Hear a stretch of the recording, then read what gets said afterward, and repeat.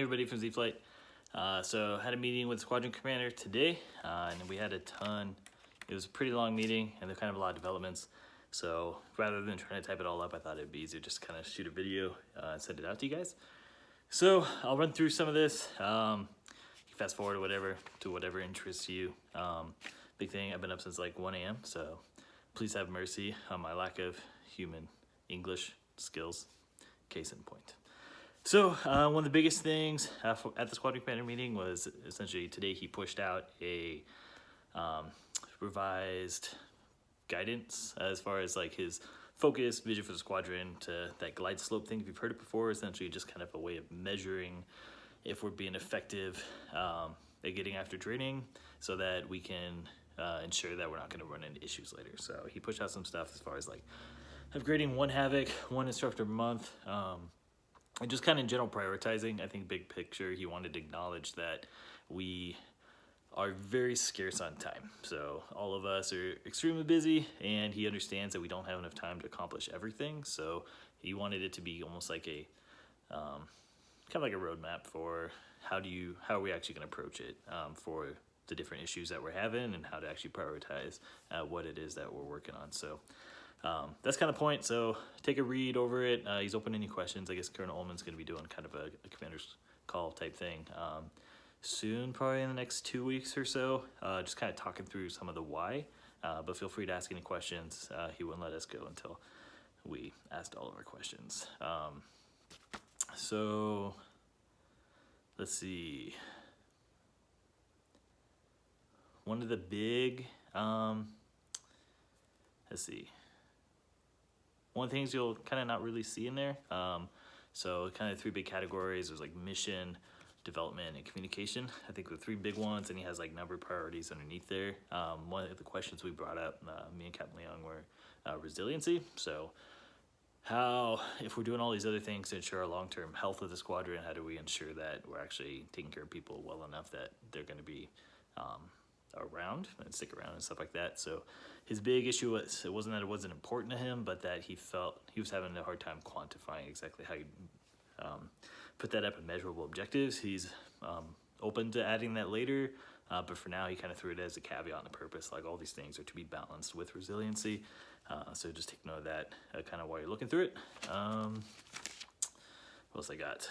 On the sensor side, so after that, we kind of cornered him on the sensor manning piece to try to get a little more essay as far as what was going on, and exactly some different things that have been changing pretty dynamically over Z-Flt's weekend. So one of the big ones, Brant, his ALS got moved to the right. So that's the thing for the ISUG. So Herring was signed up for this ISUG class starting on the 19th, so like 2 days from now. And it actually doesn't look like it's supportable anymore. So this kind of given, I think the squadron was willing to give the option of essentially doing it while flying the line, or just wait until we have better manning. And I think the decision, as I understood it, was to, from the member, essentially was to push it off until a better time. We got Markham and Tall Brown's terminal leave approved, according to the commander, so that should be no longer in threat for being taken away. And then, so then we got to the COAs. So I don't know if you've heard kind of rumor as far as there's 15 COAs floating around as far as what are we going to do, of canceling all kinds of things from leave to exercises, TUIs to changing schedules as far as like coming off 3-3s. So first of all, the commander said we should not be coming off 3-3s. So that was one of the big fights. Just talking to everybody, it sounded like the consensus was we'd rather protect the 3-3s and deny leave than come off 3-3s in order to support leave. And so that was fortunately kind of what was lining up. It was actually for a little bit different reasons though. The commander, so I guess last Thursday as a squadron, we sent up kind of like the 30-day roll-up for this is essentially this is all training we've done, this is all the leaves that we got approved, these are all the leaves that got denied, this is how effective we've been as a squadron, and all like a million different metrics to try to essentially say if it was sustainable to stay on 3-3s.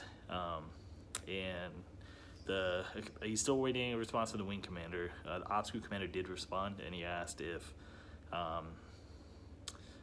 it increased risk, and do we want to stay on the waiver, and do we actually want to stay on the waiver? The response from the commander was it doesn't increase risk maintaining 3-3s, and honestly that we don't have the manning to come off of it back into a 4-2-8 or something like that. So I think that looming threat of the waivers getting pulled out from under us and us snapping back to some sort of like 6-2-8s or 8-2-8s or something terrible seems to be somewhat mitigated. Like, we're going to be staying on the 3-3s for this foreseeable future until manning gets a little better. But the big caveat is, as far as squadron priorities go, he said, because we asked about can we drop red line to actually be able to, like, if we drop nights by 1, so that we can approve leave, have more leave and stuff like that. And he said he wasn't going to ask the wing commander, because when it came down to it, essentially he didn't see how he could defend that position, to go to the wing commander and say, I need you to accept this much more risk if we end up crashing an airplane or something like that, so that we can maintain our schedule for doing all these things. And we actually pull up the schedule and we have like a couple people on leave at the same time, when that is relatively disposable, as terrible as it sounds. From a military necessity standpoint, leave is more of it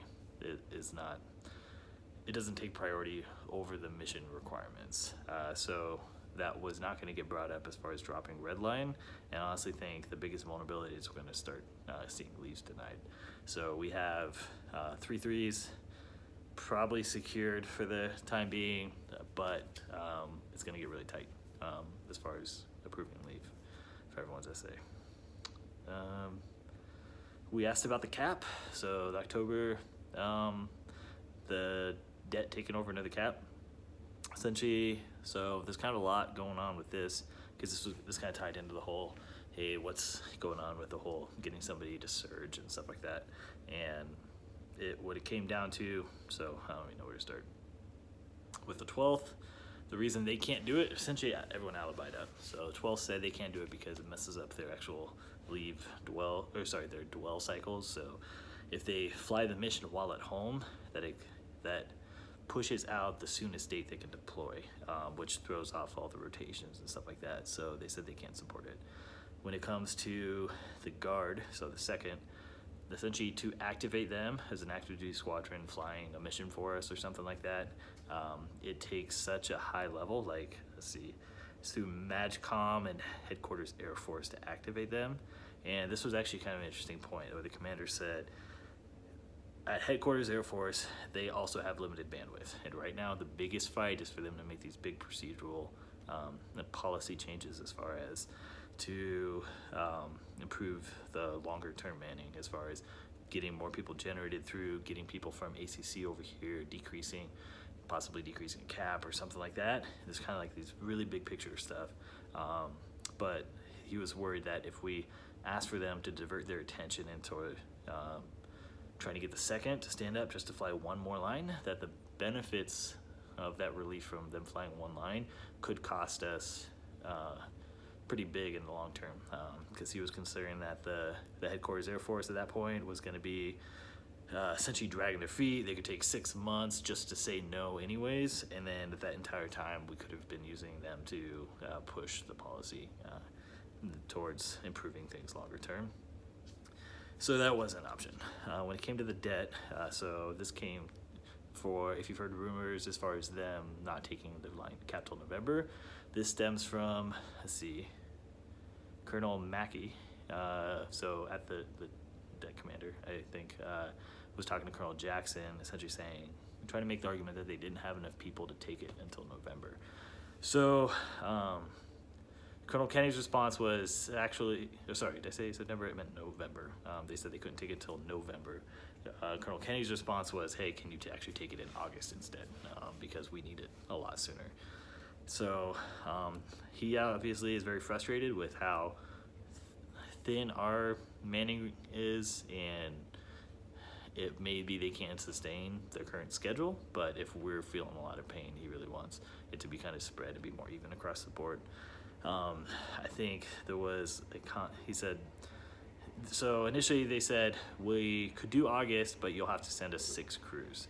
The problem is if we send 6 crews TDY there, we lose, or we actually lose kind of big term. So at our current efficiency level, it only takes 4 crews per line. So it actually hurts us almost like 2 crews just to give them a line.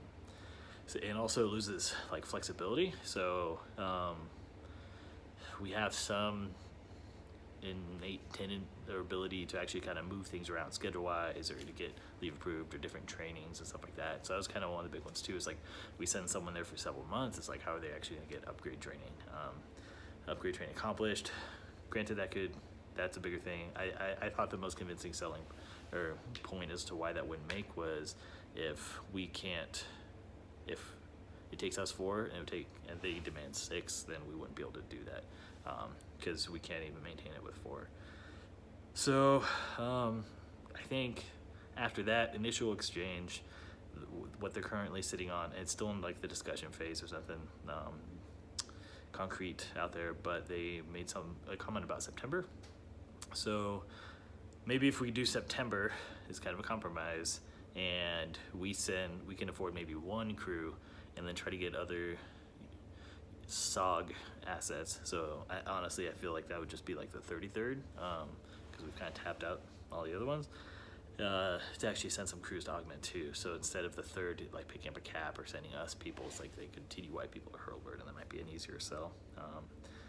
But that's kind of the issue with the surge. So bigger picture, like the surge stuff is not looking good. Like it doesn't look like that's actually going to be realistic.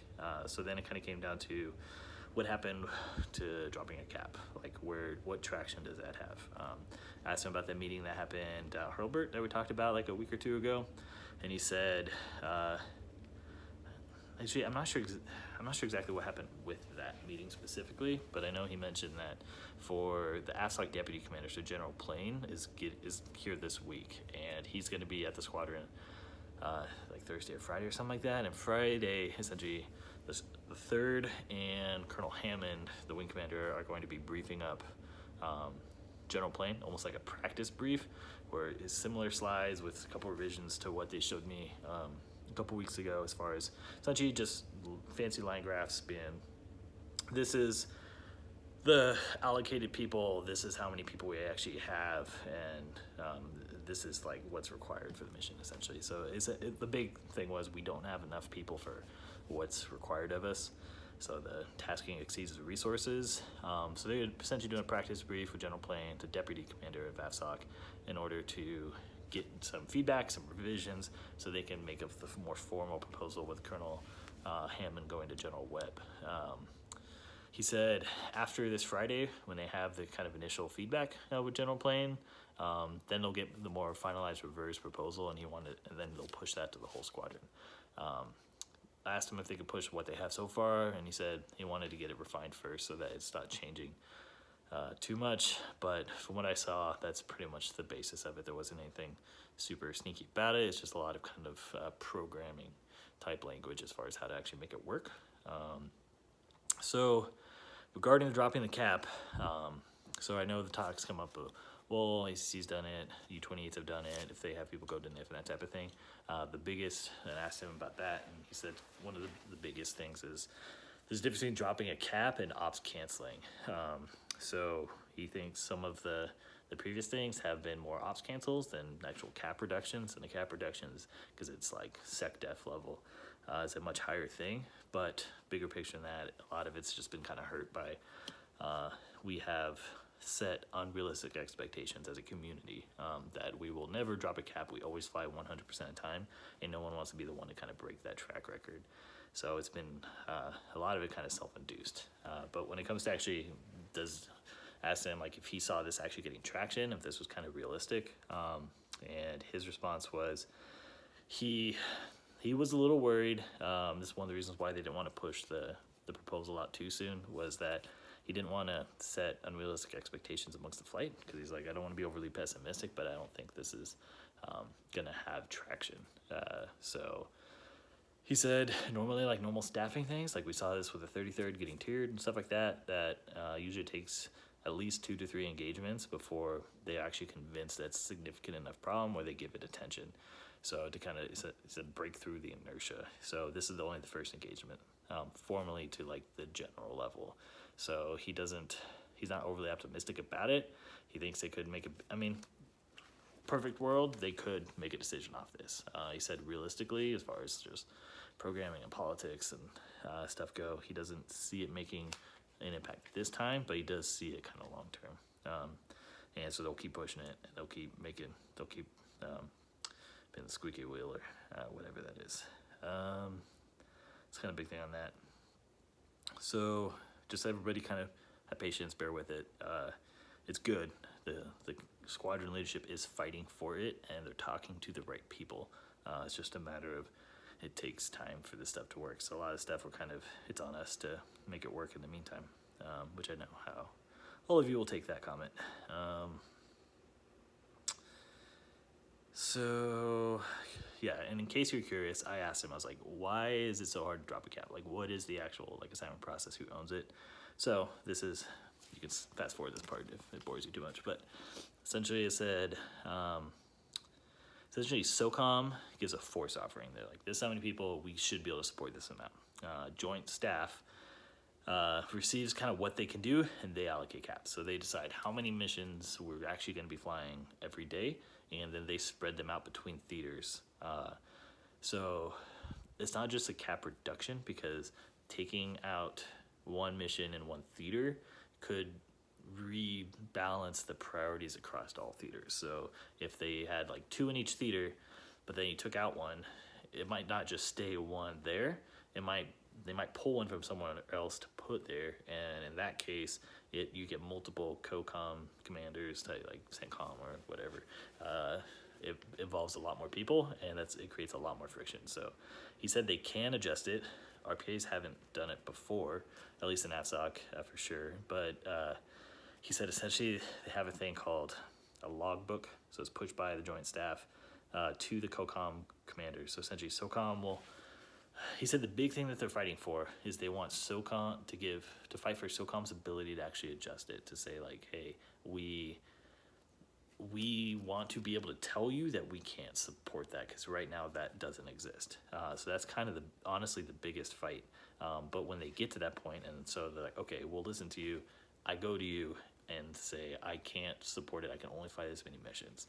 The joint staff essentially goes, okay, now we have to reallocate things, and they reach out to all the COCOM commanders, the GCCs, and kind of rebalance, and then they push that to the SecDef for the final approval. So that's why it's such a giant muscle movement to actually do this. So that's that. He talked about dual squadron stuff. So the conversation is still there as far as like trying to work towards a more long-term health of AFSOC RPA. And he said that the dual squadrons, essentially, I can't think it was Group Commander, Wing Commander was asking him, like, what do you think, like, long term, what do you want to be working towards? Is it like internal dual or dual squadrons and that type of stuff? And he said he'll take whatever he can get for now, as far as just resiliency and stuff like that. But long term, he wants to have dual squadrons, because if you have a dual squadron, it kind of protects us from ourselves, because if we're kind of half flying at the same time, it's easy to dip into that. Whereas if the whole squadron's kind of shut down, then it gives us a lot more, it protects us a lot more freedom as far as being able to, take leave and doing that kind of thing. Let me see if there's anything else. So when I left, and you know how fast things change in scheduling, but as of a few hours ago, the schedule worked for the sensors through September, I think it was September. So essentially, and this was with the following. It was Alonzo off the schedule now. We're supposed to get one sensor who already checked. So as long as we get, checks on Friday. The ward, I guess. So Ward checks on Friday, which is kind of our version of them getting Lilich. And as long as they start flying by the 31 July, there's kind of caveat off that too. So Herring and Brant's ALS and ISUG getting pushed. Kunchik and Callahan Lake, not supportable unless we can get outside support. So I know Kunchik, there's potential for Colazo to be able to support you if we can get him on board. And Callahan Lake, since yours is kind of a longer chunk, and I think Colazo's already on leave, that one was a little trickier. But I think Soto already talked to you about that. But it does allow us to support Gonzalez's leave, Coleman's leave. The exercise, which has been essentially mandated as a priority over leave. And as far as sensors staying on nights, so it'll be Coleman, Rundell, and Webster, the three of you. I don't think all of you are the whole time. I think Rundell comes off soonest. I think you do, I want to say like 3 weeks or something, about half of it, and then you go to days. Whereas I think Webster and Coleman, you had to be on pretty much the whole time.